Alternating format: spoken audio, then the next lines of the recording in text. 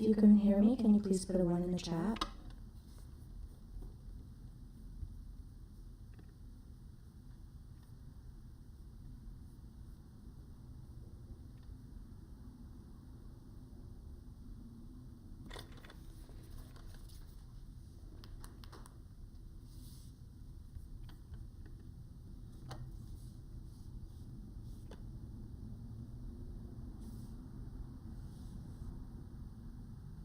Okay, so it says that we're live right now.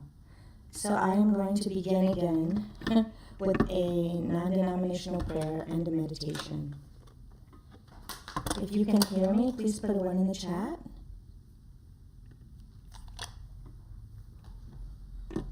So today's episode is about motherhood.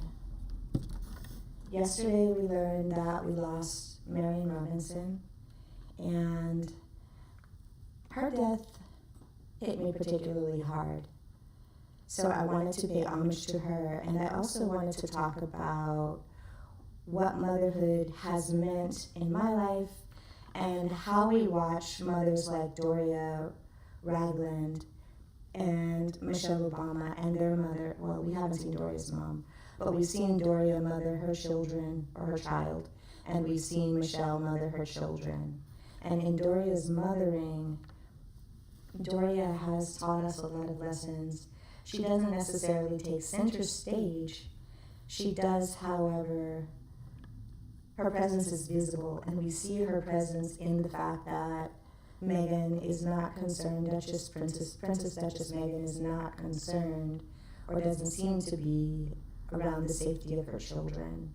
So when the children are being taken care of by grandma, then parents, mothers can, like Meghan, do whatever work that they need to also do because they are being helped. So that's what I've seen. I've seen Doria mothering Meghan, and I've seen Michelle mothering Malia and Sasha Obama. Hi, Gwen. I'm doing okay. How are you? So I was going to begin with a meditation and a non-denominational prayer. So let me do that. I'm coming on early today because I have an appointment, and I wanted to at least come on and say hello. Hello, Lakiba. God bless the Obamas. Yeah, so sorry for their loss. Me too. And a lot of us watched Marion Robinson stay in the background while Michelle was able to do her thing with her children. And some of us know that during the Obamas' time in the White House, Marion actually lived in the White House in an apartment, separate and together with her daughter and grandchildren. So whenever, like a lot of us or a lot of people who have children, parents are typically there, so you can do the things that you need to do. A lot of kiddos or young people drop their kids off at grandma's and run out the door. And so to support Michelle in her time in the White House, Marion Robinson moved into the White House, into that space, so that the girls were going to be protected. She was a little bit reticent about moving in, I understand, initially, and at the same time, she went ahead and sacrificed that for her daughter and ended up living in and falling in love with the city of D.C. and becoming a fixture there. And so these are some of the things that our mothers do for us that allow us to thrive. And not just this, there are lots of other things. And so a parallel relationship that I've noticed is the relationship between, hello, Marshar, is the relationship between Doria and her daughter, who calls her probably mommy. And she's doing the same thing for her daughter, Meghan. She is there with the children. She has a home in LA, and at the same time, she's able to get in her car or get in a car or be driven. I'm not sure how that works. But to Montecito, which is about an hour and a half away, probably by car, 90 minutes away. And I think she's probably stays there a lot more often than she's home.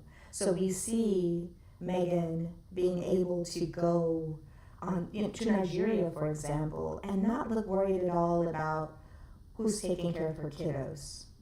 And so I think, for me, I think that's a big deal, having the security of knowing that your kids are not only safe, but they're in a familiar place with someone who most grandchildren think their grandparents love them more than their parents do. And a lot of us end up having even closer relationships with our grandmothers than we do our moms, because moms are typically there to do a lot of discipline. Not always, but typically mothers do that, and then kiddos run to grandma, for example, in order to get shored up when they're feeling sad. If you know the artist Bill Withers, he has a song called Grandma's Hands, Clap in Church on Sunday Morning, and I love that song. There's a jazz artist who has a song about her grandmother. I'll think of her name. It's been a while since I heard that song, but it's also a beautiful song. There are lots of songs. And then there's also Michelle, who lost her mother, so I'm thinking about both grandmothers and mothers today because of that relationship. And if we live long enough, we are also going to have to deal with that day when our mothers and grandmothers, for me that's been a little while, my mom passed away in 2014, but if we live long enough, we will go through that grief of not having a mom anymore. And so what can we do when we deal with this? And so if you've lost your mom, or if you want to say something to your mom, you can go ahead and say that in the chat. For any of us who have lost or who just have special words that we'd like to say for our mothers. And so again, Doria has been a kind of stalwart in Meghan's life, being there and being able to absorb a lot of things. And she's generally in the background. You can get on social media and find out a whole lot of things about Doria that are absolutely not true, because there seems to always have to be a narrative around certain bodies that says that we are not deserving, and we get victimized and criminalized and beaten up in the press. And we've seen this also, not so much in the case of Mrs. Robinson, but in the case of Michelle. When Michelle was the First Lady, we saw a whole lot of negativity surrounding her presence. And I think that that's a parallel between that and Duchess Meghan, if you will. So anyway, I prepared a slideshow, and I've prepared some other things, but let me begin with a short meditation and prayer. I don't want to forget those things. So what I want you to do is to close your eyes if you feel like you can, and I want you to take a deep breath in and think of a memory of you with your mother and or grandmother as a younger person, or whatever memory that comes to mind that you love. And I want you to stay in that space for a few seconds. What does it feel like in that room or outside on the porch? What does it feel like on that beach, in that space? What does it look like? What does it smell like? Is somebody cooking? What are the sounds that you hear? Do you hear birds chirping? Do you hear the sound of pots, clanging together? Are you breaking beans on the porch and just having conversations with neighbors? What does it feel like? Are you sitting on a hard, rough surface? Are you leaning in against the soft flesh or the hard bones of your mother or grandmother? And what does it taste like? What did you eat that day, or what will you be consuming? And so when we're feeling triggered, we can ground ourselves in these kinds of memories so that our anxiety can be lowered and we can move on in the day. And we always have these things available. They are with us. Our memories are with us of our parents, our memories if we are at that phase of our grandparents, and inside of our minds we can go there and experience them in all of their glory. And a lot of times when I'm doing this personally, especially if I'm super grounded, a memory comes back that I'm very, very grateful for. It could be something like playing games on the porch with my cousins. Somebody made up a game called Last Tap, and we would chase each other and try to be the last one to tap each other. And, we're unaware when the game starts, and so people would say fingers crossed if they were aware. And it was kind of like a cooties game, but different. And so that's a memory that I have of, just hanging out on the porch. And those things, when I'm feeling anxious or upset, they help to settle me inside of my core.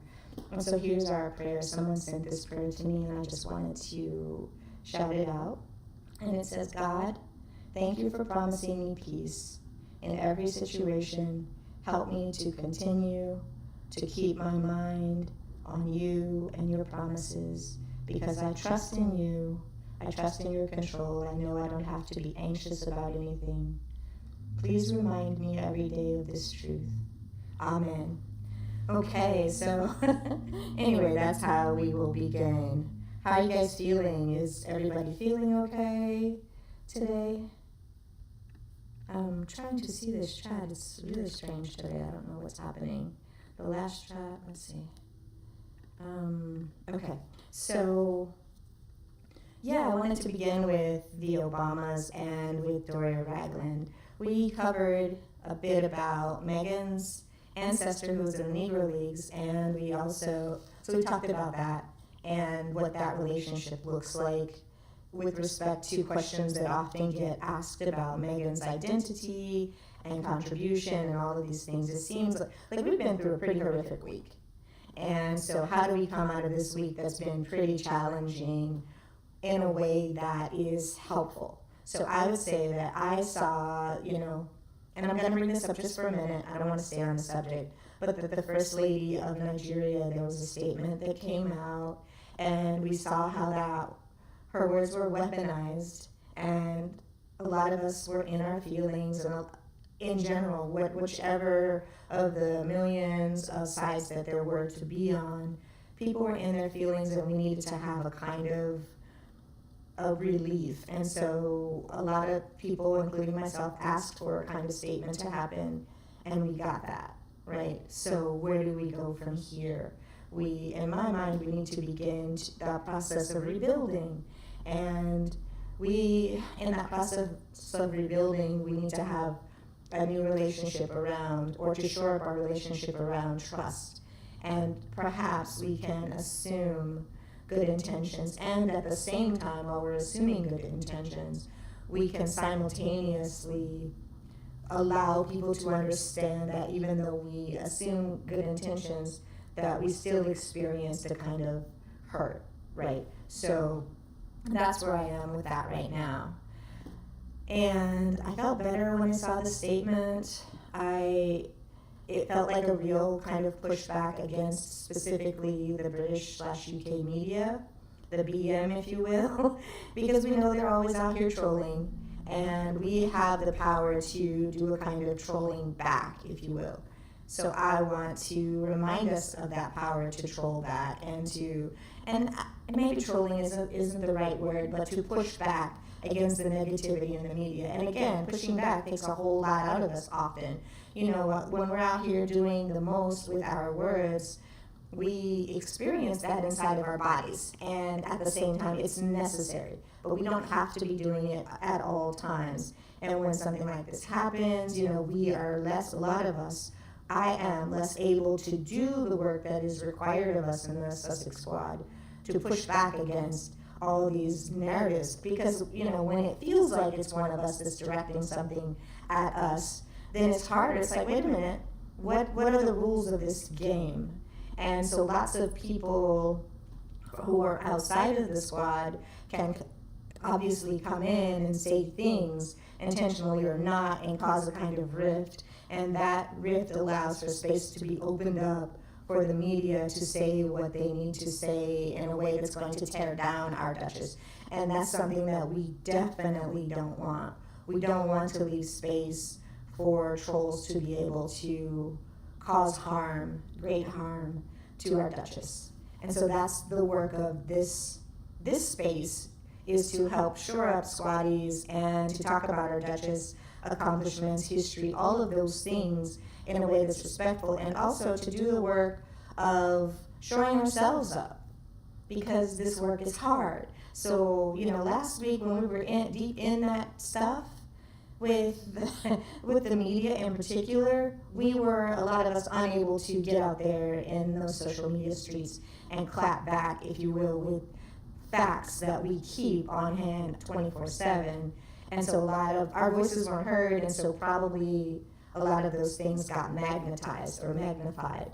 And we don't want that, if you will. So that thing happened, and we have been addressing it a little bit, and also at the same time trying to move forward in this space around the Duchess. So in moving forward, this process will allow us to heal and to be better warriors, because it's just like any relationship. Once we have a rift / once we have a kind of harm that happens, we need to address it so that it doesn't fester.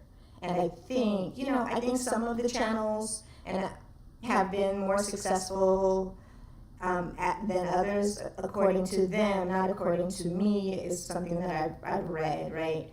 And so I think that there's been a kind of attempt. I was able to see a couple yesterday around a repair. Hello, case burner account.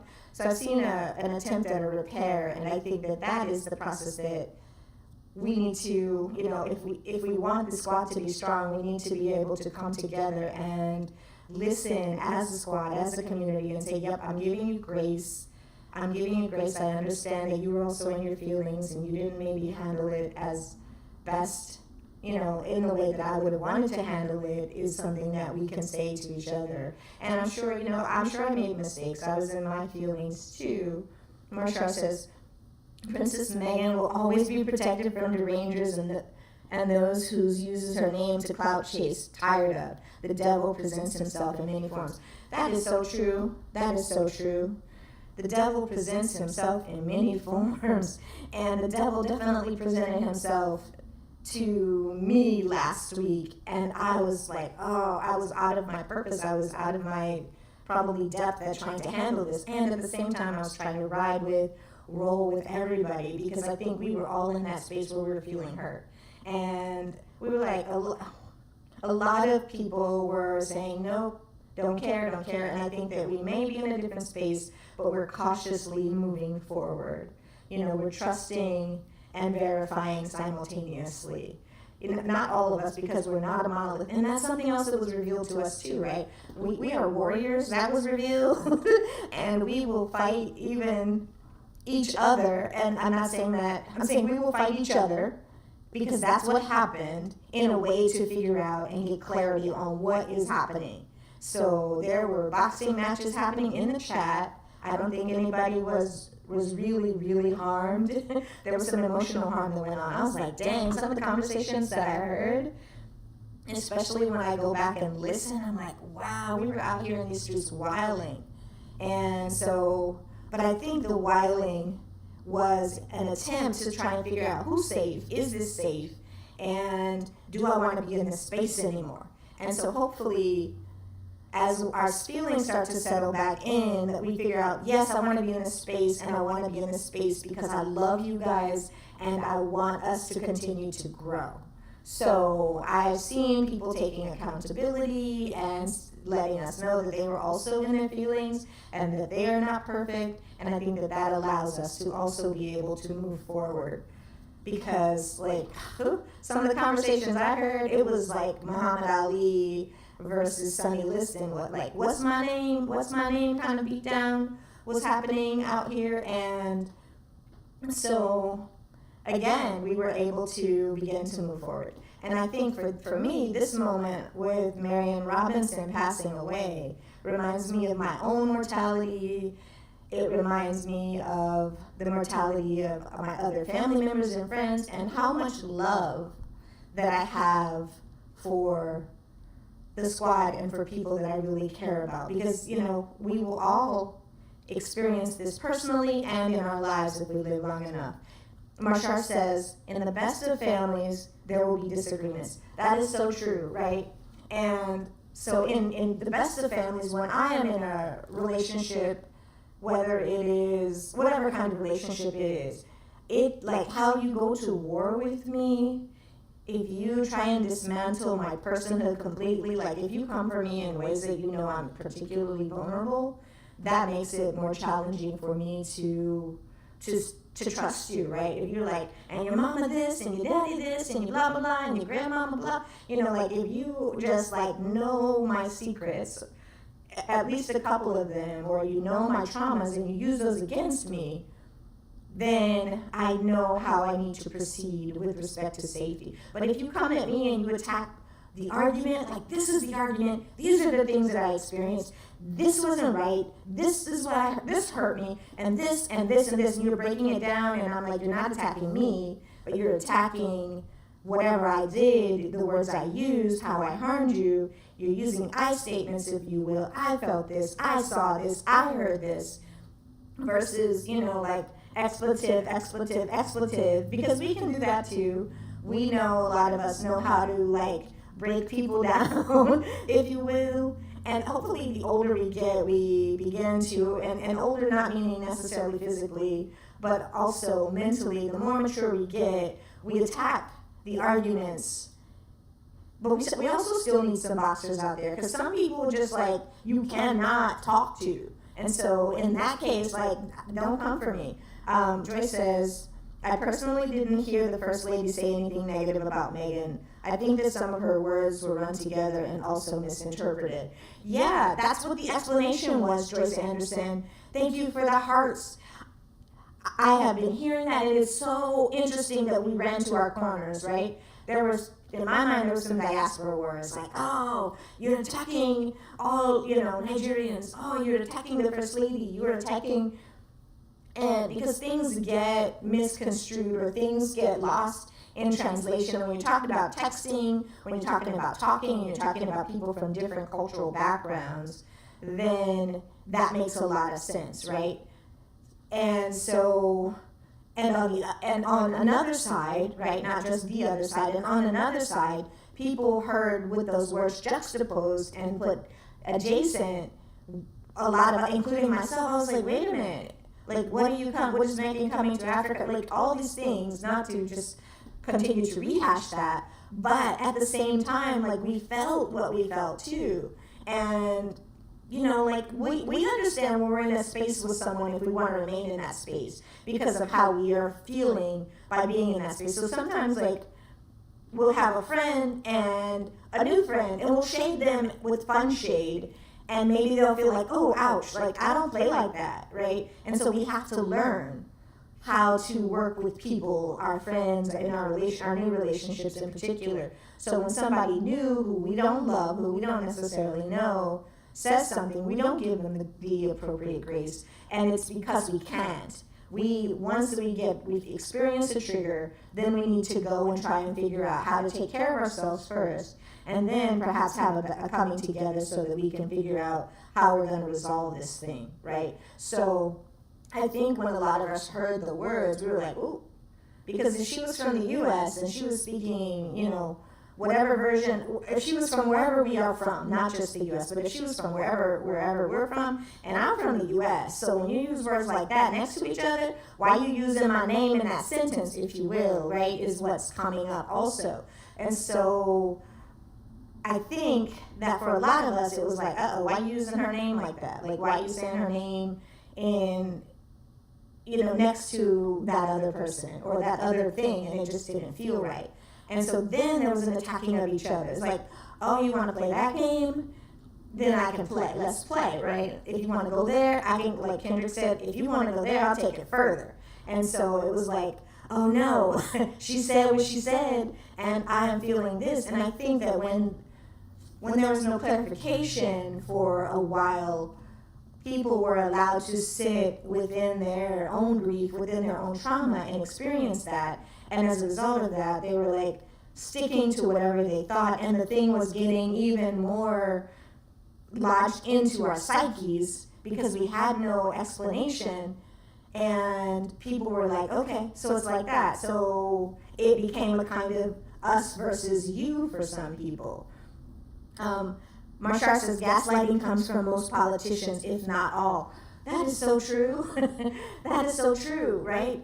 And so how do we're going to have this again, because we understand that they're going to attack our Princess Duchess, right?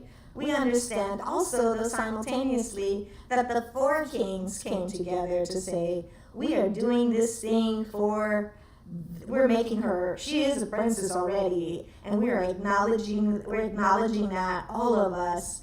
And that is a way to not only acknowledge Meghan as a princess, Duchess. Also, I believe these kings saw what was happening out there in those UK streets, seeing her be attacked for being, for existing, for daring to marry into a family with her so-called exotic blood. And so that so-called exotic blood didn't have a place and doesn't have a place, allegedly. That's how I feel personally, that the UK media attacks her. And it's not just the media attacking her. They're working for their people.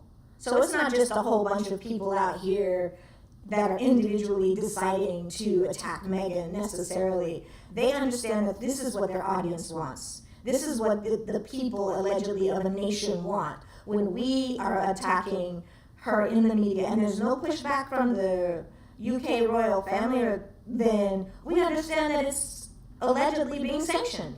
Y'all gonna let us make our paper off her, and we get to talk about the things about her that we don't like. And, so we can't use these trigger words necessarily that are complete, blatant, racist words, if you will. We can, however, create a new kind of language and call things Megxit. We can talk about, we'll figure out a way to harm her and to let the people of the UK understand that this thing is, that we're against her.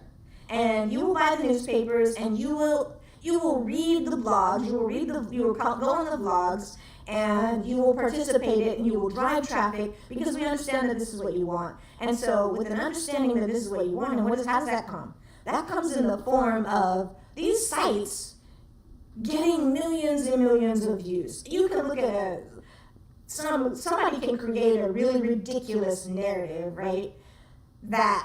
And in 10 minutes, they can get 10,000 views.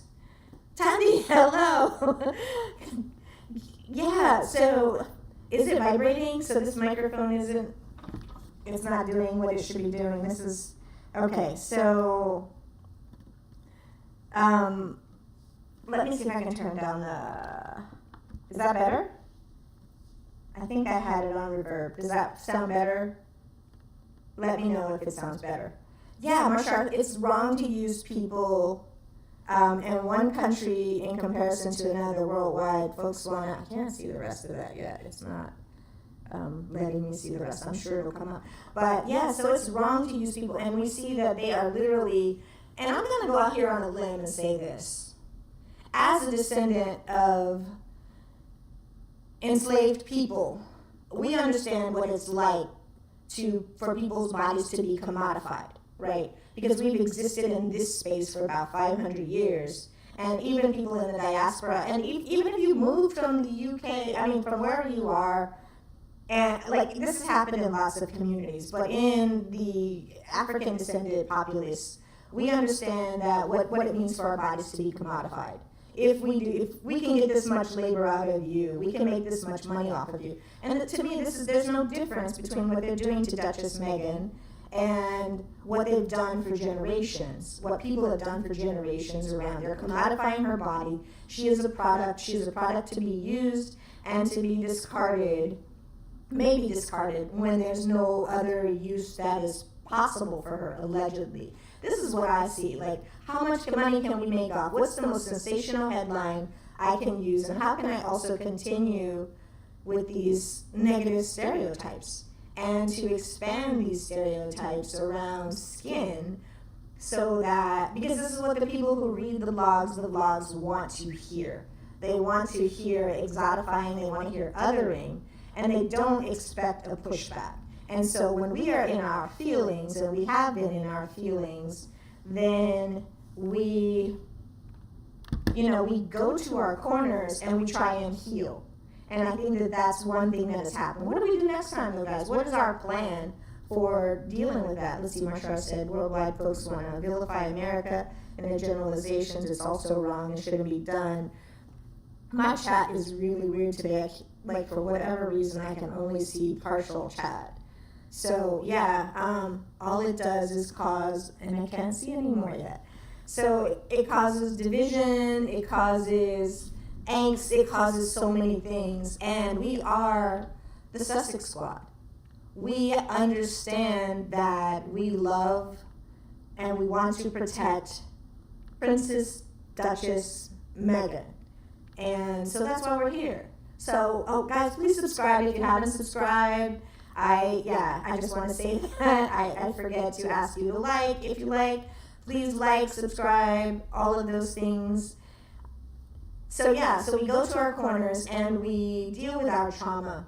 And we try and lick our wounds because, for a lot of animals, the tongue contains antibodies that will, anyway.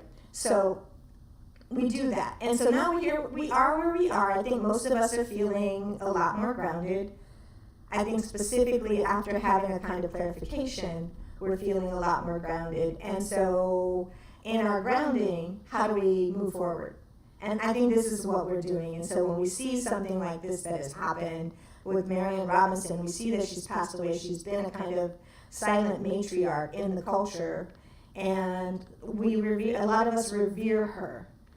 So I'm sure that condolences have come in from around the world, and I want to offer the Obamas my condolences and their generalizations. It's also wrong and shouldn't be done. All it does is cause for conflict. Absolutely. And so when we're conflicted in our personal relationships, this is no different, because for many of us, for most of us, the squad is a part of our identity. It is not just something that I casually engage in. It is something that I live in. It is a community that I live in, that I vibe in, and that I love. And so I want the Sussex Squad to thrive. I want the Duchess to thrive. I want for us to be able to continue to move forward in this space in a way that feels good, right? And so I think that we're coming back to that feeling, those feelings of feeling good in this space and outside of this space. And so, I think that sometimes tragedy can help us with that. And so I think this tragedy that happened again for the Duchess, I'm going to turn that one on. So I want to take you guys down memory lane. If you can see the picture, some of you probably weren't alive then, but this is Michelle Obama with her mama and her papa as a little girl. Can you see that on the screen?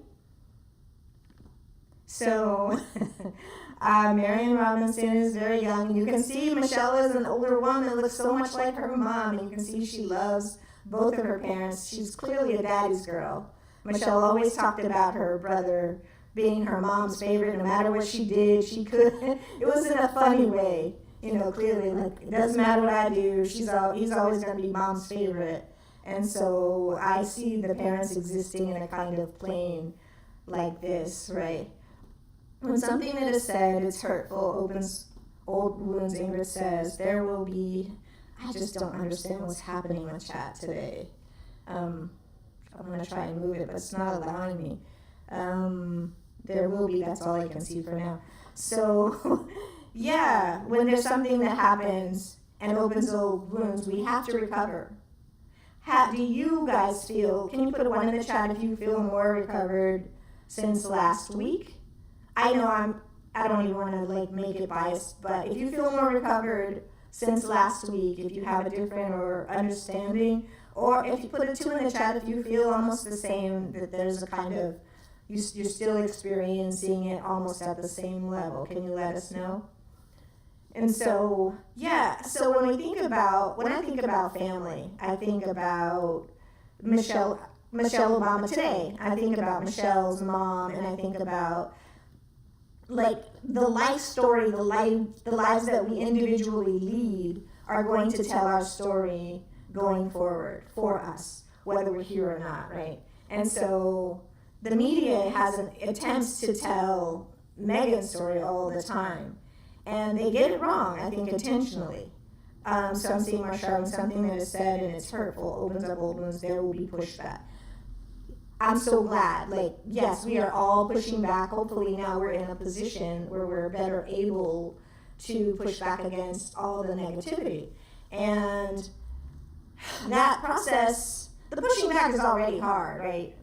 And so if it's hard, then it's 10 times, 100 times significantly harder when we're feeling traumatized. When we're in a space and we're not feeling good, the pushback is so much harder to do for me. And I think when we're in an emotional brain, it's really hard to think. Have you ever had a tragedy happen or something happen right before you had to take a test, or right before you had an interview, or right before something else significant happened? And I just wanted to give a shout out to South Africa, actually, guys, this morning. And I want to say that I'm standing with you, and I hope everything turns out okay. There's some interesting things happening over there in South Africa right now. Guys, check out the news if you're not paying attention. And yeah, I am praying that things work out and we don't see any kind of movement backwards, if you will. Because we understand that you guys came through apartheid. And if it wasn't you directly, your parents came through apartheid. And allegedly, I don't want to say that that's happening, but we definitely don't want to see, the squad is here. I'm here, and the squad is here if we need to, and I'm not trying to get up all in y'all's business, if you will, but if you need us, let us know. We are with you. Because it seems like the usual suspects, when we have intersections, between people from South Africa, whichever tribe, and you can see in the same, all around the world, same song, right? All around the world, same song. It's an old song. And it's the same thing that happens in so many cultures. You have people trying to drag people back into a past when they felt happy about how things were going for them and maybe not so good. And then because they were able to stand above, in their minds, other people. So we don't want that to happen. Elections are important. We need to make sure whatever party you're in this space, make sure that you vote, make sure that you participate, and make sure that you let your voices be heard in those ways too. So in the squad, again, we had this rupture, if you will, around our mental health, right? And I think, again, that we've come, yay, April, May, I see a one. Thank you so much. So you're feeling better. Yeah, because when we're feeling at odds, it's just not a good thing to be in that space. And I think, again, that we have begun to recover. So I'm going to move on with this slideshow presentation around the, let's see. Is this the right one? Oh, that's just an individual. Let me turn that one off and go back into this one. So we have, let's see what's next. There they are. I love this picture. Imagine what the kiddos of Meghan and Harry are going to look like as they grow up. They were so cute when they were babies. They're not babies anymore, but oh my, how cute with their grandma, right? And we know that the same thing is happening on the Sussex side. We see Meghan and her children, or we don't see them, but we understand that they're taking these kind of photographs with their grandma right now. And imagine how much love is being generated between the kids. I wonder when Lily holds out her hand if she prefers most of the time to go to grandma or mommy or daddy. But we see in a lot of pictures around the Obama girls, we see them with their grandmother because we also understand that she was taking care of them. Sasha was a little bit older, the baby girl, when they moved in. I think she was around 7 or 8. And these relationships are forming. So we see what community is. We see what family is in these relationships. And I think it's a beautiful thing. And I can't wait to see pictures of Harry and Meghan's children as they grow, and also to see them publicly with their grandmother and see how that thing, like, what is that like? But you can see they're completely comfortable. I don't know what they're looking at, but, you know, they knowing that they're with grandma, everything is just fine, it looks like, for them. This is at the inauguration. I remember those coats, and I loved both coats, and grandma's right there. And if you see, that's Maya, who's named after Maya Angelou. That's President Obama's sister, to the right of the screen. So, you know, we can see them again. The inauguration's happening. Mommy knows that kiddos are safe. Kiddos know that mommy's close by. Mommy can go ahead and do her business because, you know, my kids are good. And so this is the same thing that we see Doria do. And her, you know, even though we don't see it, we understand that Doria is making sure those babies are okay. And so I can imagine whenever we see Meghan and Harry, chances are they have a sitter, another sitter, or two or three lined up. But I believe that the predominant sitter, the predominant person that is engaged in their everyday life is grandma. And so those kids are being loved on and shored up by grandma. So this is the one with the girls, everybody looking beautiful, all in their white, right, with mommy and grandma and two generations. Grandma didn't get to see Malia or Sasha have a baby, but, you know, you can imagine someone will put that together. So let's move on. And this is one that I think is beautiful. Mommy and daughter, and you can see their love also there. And I can imagine a parallel relationship between our Duchess and her moms. So I'm gonna. Do you see this one? What do you think? Who's that baby right there on the screen? Can you guys see the screen? Let's see. Marshall says, "I feel the same. I will stick to my guns on my viewpoint of what the First Lady said. She was wrong. She said what she meant to say." So, yeah. So if she said what she meant to say, then then there was a forced correction, right? So then the community said, "Nah, you can't do that." And in that way, I think, Marsha, somebody said that this is big enough. This is bigger than you. And you better correct it, because this is going to cause us problems with the Invictus Games. This is going to cause us problems with the diaspora. This is going to cause us problems in general. And so if she said what she said and she meant what she said, there's ultimately been another power play, either by her husband or other people in power, who said, clean it up. And so partially that's what happened, right? April May says, Marshall, I will always keep my opinion on what the First Lady said, but I'm in still waters. I will jump right back in if I need to, though.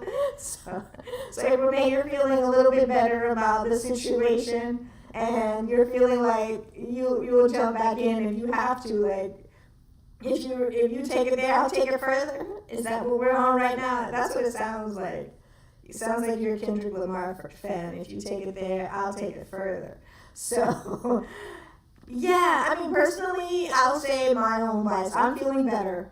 Regardless of whatever happened that made even this correction happen, she said what she said, and somebody else said what they said, or she read reports in the media. Because how would that be?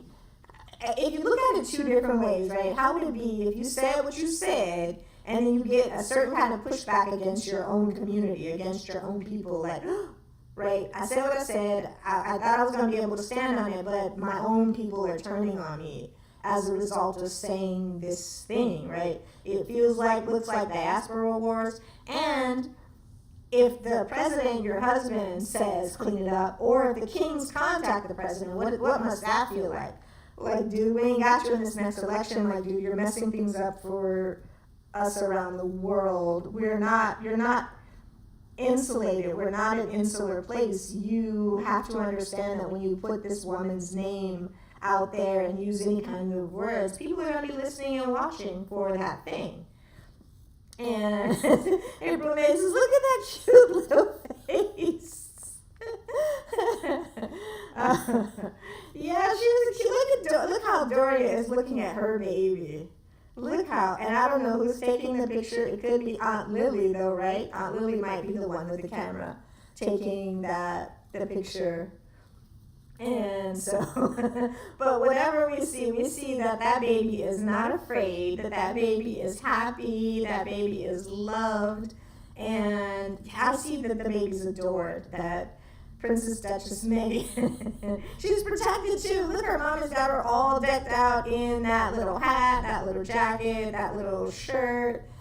Yeah, she's not playing. Like, my baby's not going to get this in her eyes. She's not going to get... And she's just laughing, right? So you can see the picture without words. The picture is communicating. So when people say, like, 90% of communication is nonverbal, yeah, you see that. Like, what do you see in this picture? Do any memories come up for you of other kiddos, of yourself as a kiddo, of you with your mommy as a little kid, of you with your grandma as a little kid, right? So Marsha says, it's that I'm tired of the lies politicians does, and their divisive tactics are old. Orange blood has made it the norm for politicians to lie in our face to make it normal.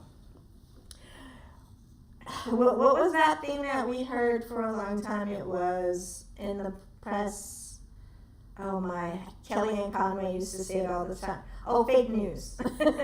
Yes, fake news became a thing. And fake news, you're right, Marsha, now that you think about it, there was a magnification around a concept called fake news over the last 12 years or longer. Has it been?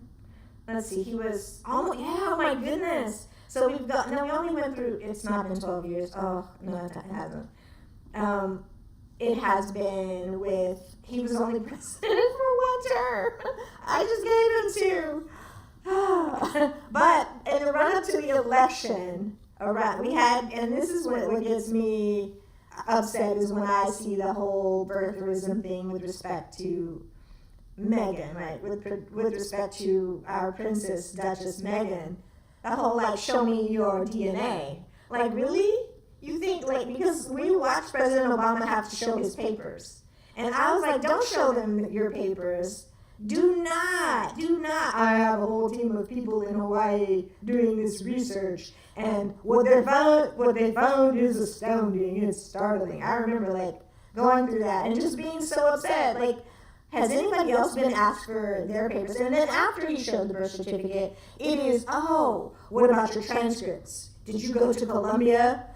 How did you get into Columbia? Must have been affirmative action, if you will. Like, and so we don't talk about legacy programs that 35% of kids who get into Harvard and Yale, like former President Bush, for example, got in on the legacy program because their parents went and they donate buildings and other things. So when you go to these institutions, 1 out of the 3 people sitting next to you got there on a kind of affirmative action. But that's rarely brought up. And the legacy programs aren't being attacked. But if you live under a kind of traumatic system and you don't have the same amount of time, you don't have the same kind of bandwidth to do the same things as your rich neighbor, you don't get to go to those Saturday school programs because your parents don't have the tens of thousands of dollars over 4 years that it would cost for them to pay for you to go to these special study programs, and you get a slight boost, then we want to get rid of those programs. Okay, there's no more affirmative action, but the legacy of people still saying that you don't belong in the space still exists. And those things are what has been told to our Princess Duchess forever, right? Or at least for as long as 2016, even though they're still vibing, for as long as she's been with Prince Harry, people have been telling her that this isn't a space that she should be occupying because she doesn't belong. Not only are you of exotic blood, if you will, like that's where you also have exotic blood, and you're not from here. You're othered. You are from America. You are from the United States of America. So you definitely don't belong. And then also, you are straight out of Compton, because when you think about, I saw that one article years ago, and then I saw it again about how Harry's girl is straight out of Compton, right? And you want to use our colloquialisms, you want to use Black English to say straight out of Compton and use the name of an Ice Cube or NWA album to attack her, then we're like, no, dog, you don't get to do that. You don't get to use the language to say that. Meghan, I'm sure, knows how to code switch. I'm sure Meghan, living in Baldwin Hills, though it is a predominantly black neighborhood, those people got money. And, here's me code switching. People in Baldwin Hills homes cost in the millions. People in Baldwin Hills have a panoramic view, most of them, of the city of Los Angeles. People in Baldwin Hills have the most beautiful properties. Beverly Hills ain't got no views. So that's why, there's a gentrification happening in Baldwin Hills right now. And so when you talk about Meghan straight out of Compton, then that's like saying that people in London are straight out of whatever neighborhood, which is not true. Of course you're adjacent. It's Los Angeles. But the neighborhoods are different. Even if they're, you can ride up the street 5-10 minutes and it's going to be a different thing. And we've all experienced that. But you want to be able to form the Duchess in the image that you want to make her into. You don't get to do that because we are the squad. We know what it's like to exist in these bodies. We know what it's like to exist in these spaces because a lot of us have had to come through them. And we've come through them successfully. We're happy about. We understand how to live in multiple spaces. So when we travel, we know how to exist. When we travel, we know how to. And when we're in our spaces, we also know how to exist. So we can hold multiple things simultaneously. So where Meghan came from, it wasn't straight out of Compton. But ain't nothing wrong with being straight out of Compton. Thank you, Serena Williams, one of her besties, right? Compton brought us Kendrick Lamar, who was one of the greatest linguists to ever live and exist on the planet, with the way he not only says, I ain't code switching, but also how he uses entendres and language in order to encode multiple meanings. And that ain't no new thing either, because when African Americans were living in the South, trying to get us free, get ourselves free, before the end of enslavement, we code switched and put language into braids, into people's hair. Like you could put a map of how to get north and braid it into someone's hair. We put these things into quilts. We put these things into our songs so we could get us free. And we're not letting you drag us back to a time where you were able to sit and drink some African descended person's mint julep that they created and sit on your porch and have a kid fanning you with a fan that's been braided like the grass is braided, like sweet grass in South Carolina that we braid in, South Africa has their version. West Africa definitely, they have their version. You're not gonna have a kid for 6 or 8 or 10 hours fanning you anymore. That's not a thing. And we know how to push back, and this is exactly what's happening because we understand what this feels like, and whether or not we had a kind of breach, whether or not we had a kind of disagreement inside of our family, we're still family. We all came together, members of the diaspora, people from around the world, to shore up Duchess Meghan, right? And so this is exactly what's happening. I don't know if I read this one, Marsha. I believe the First Lady was told by the powers to clean it up. But for me, she didn't clean anything up, but gaslit and blamed them tabloids for her actual spoken words. Nope, not buying it. Okay, so there was no cleanup on aisle 6 for you. That I agree. I think that the powers that be, like Lady said, clean it up, right? So that expression of cleaning it up feels to me a little bit different. Like I feel like even if it's not her that's saying do it, I just want to know that we're united, that we're all connected in this world, in the diaspora, that we move as one in the squad. How do we move as one in the squad when we have naysayers and haters out here in these streets? I don't know, right? And so we have to begin this process of trying to move as one.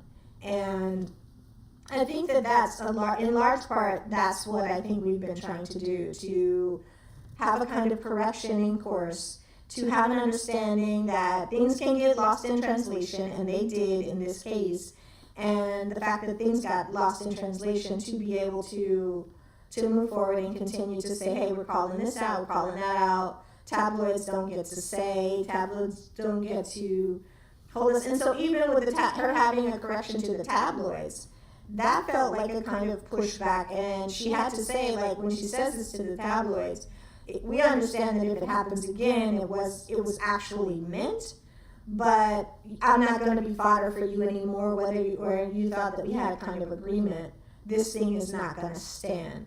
You're not going to have me moving in a way that's going to put Nigeria at risk. You're not going to have me moving in a way that's going to cause disagreement in the family, if you will. So that's what I see. And yeah, I do agree that the powers that be may have said something. So here we are with another one with our Duchess and her mom, our Princess Duchess and her mom, just existing in the world, looking beautiful.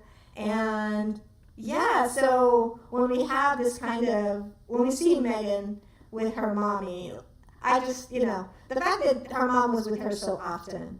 She loves her mom loves her. I think when she was younger, this is probably going to be like, maybe when she was younger, she looked more like him, if you will. We can say allegedly Voldemort, but I think as she ages, she definitely looks so much like her mommy. And I think that's a beautiful thing. That, for me, my eyes anyway, my messed up eyes, you guys can say, there's been a kind of a realignment around the Duchess. My computer is having, I thought it was plugged in, apparently it is not. Give me 1 second.